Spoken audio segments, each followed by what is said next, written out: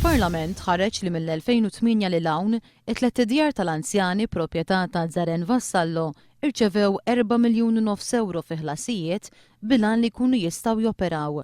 Id-djar in kwistjoni huma Villa Messina fir-Rabat, Kazarkati fil-Mosta u Roseville f'Ħattart. F'dawn l-aħħar 3 snin, Villa Messina rċevit 2.3 miljun euro. Dan fil-waqt li Kazarkati u Roseville irċevew 1.1 miljun euro kull wieħed. Zaren Vassallo għandu rabtiet kbar mal-Partit Nazzjonalista u għamel żmien Sindku Nazzjonalista tal-Mosta.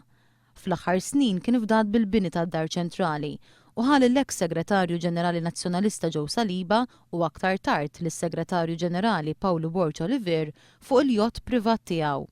Vassallo huwa wkoll ir-rappreżentant f'Malta tal-kumpanija BWSC li ngħatat il-kuntratt kontroversjali tal-estensjoni tal-Power Station f'Dellimara.